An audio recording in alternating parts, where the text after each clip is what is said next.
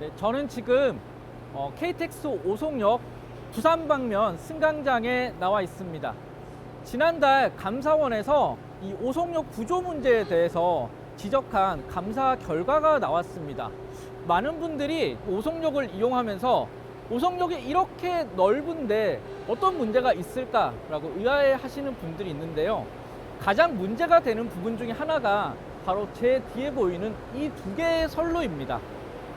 오송역은 2010년 경부고속선 2단계 개통 때 추가 개통한 역이었습니다. 원래는 이 역 자리에 경부고속선 본선만 있었는데요.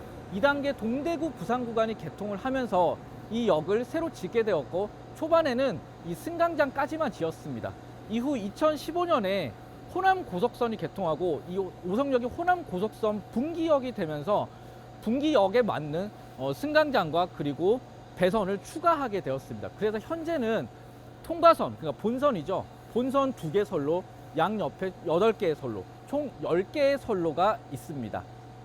우리나라에는 고속 ATC라고 불리는, 즉 다시 말해서 당시에는 안살도사에서 이제 제작한 그런 신호 시스템인데요. 이후 히타치사로 넘어가게 되었죠.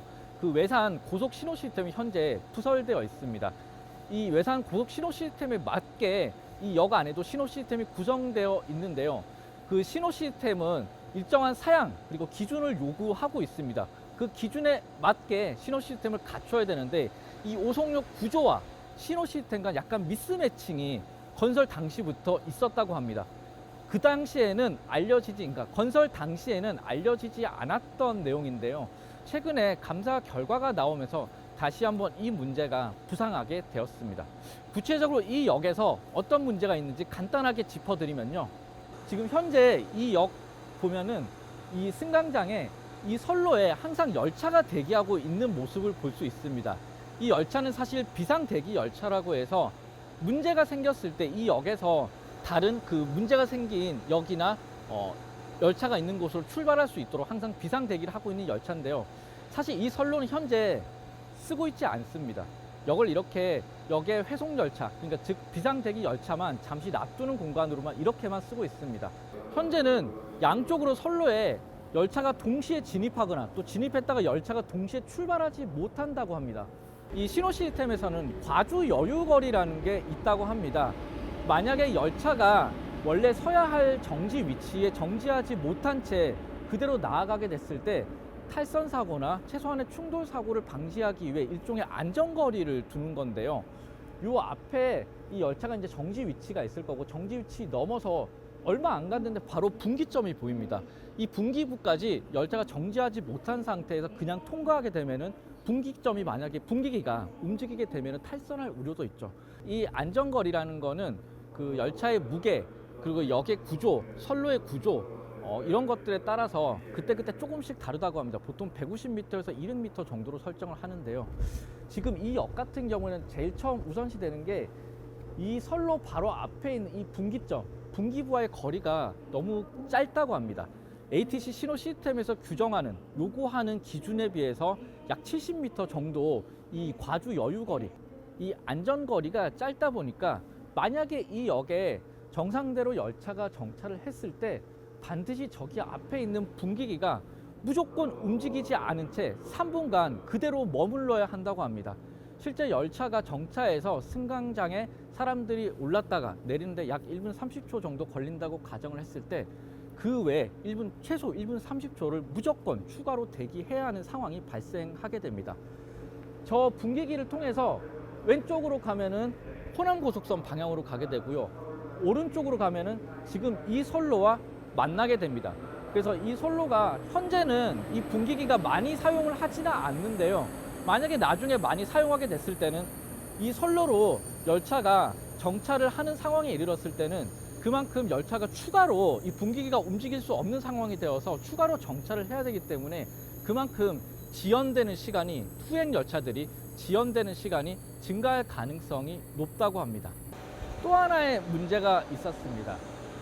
첫 번째 분기기를 지나서 두 번째 분기기, 즉 이 선로와 만나는 분기기에 이르렀을 때 이 열차 신호 시스템에서 이 열차가 이쪽에 진입했을 때 이쪽 선로에도 열차가 들어온 것처럼 그렇게 인식이 된다고 합니다. 조금 종합해 보면은 약간의 기술적인 이슈는 다르지만 결과적으로 이 3번 선로와 그리고 이쪽 선로 양쪽에 다 열차가 진입해서 진출을 하지 못하는 그런 상황이라고 합니다. 그런 상태에서 약 15년 동안 이 오송역을 운영해 왔다고 합니다.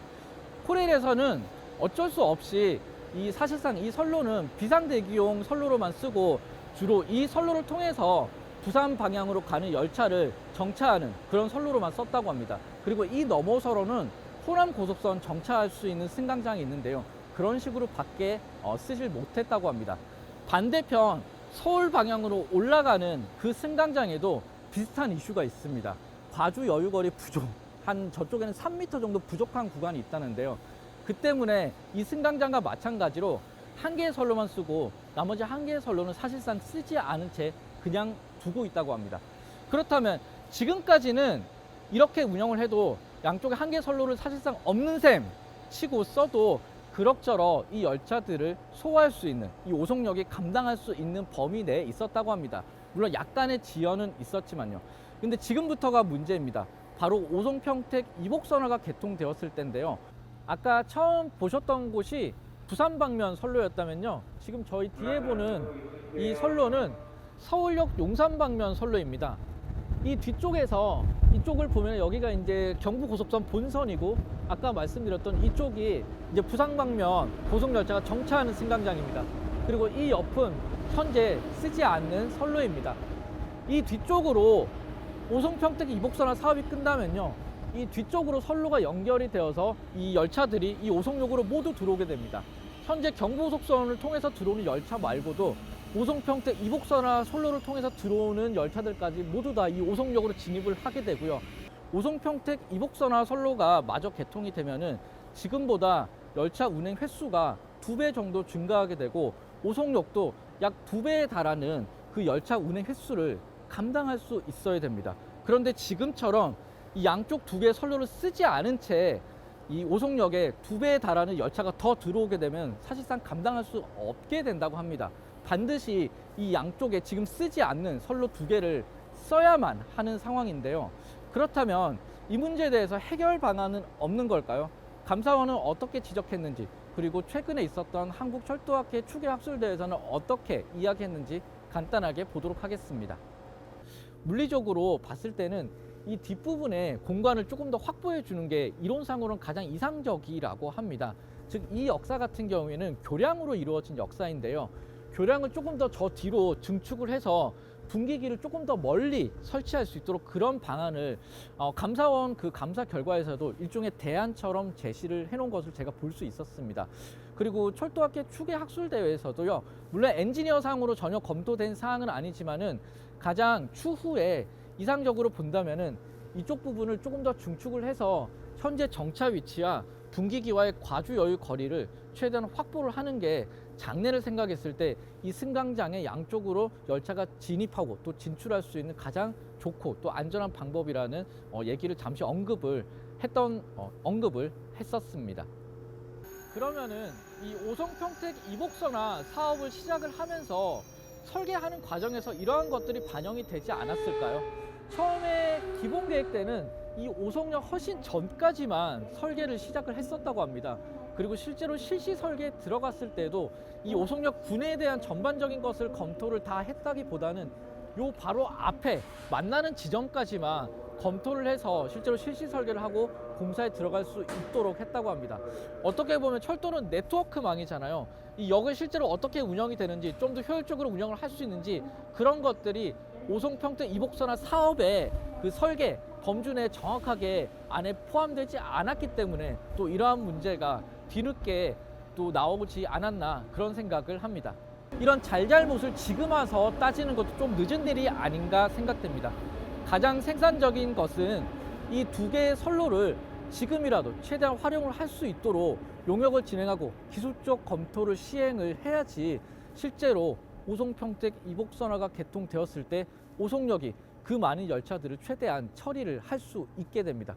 또 이 시간대가 미스매칭이 된다면은 오송평택 이복선화 선로를 개통을 해놓고 감사원의 지적처럼 정작 오송평택 이복선화가 제 기능을 발휘하지 못하고 또 그만큼 2배에 달하는 선로, 용량 2배에 달하는 열차도 정작 이 오송역에서 소화할 수 없는, 어떻게 보면은 최악의 상황이 또 발생할지도 모른다는 생각이 듭니다. 그래도 지금까지 열차 운영사인 코레일에서 이 구조적인 문제가 있더라도 어떻게든지 열차를 운영해 왔잖아요. 지금까지 오송역에 그러한 문제점이 있었고, 오송평택 이복선화가 개통되었을 때 이 선로를 쓰지 못하는 문제점이 있다고 여러 번 관리 그 시설 주체인 공단에도, 철도공단에도 이야기를 했었다고 합니다.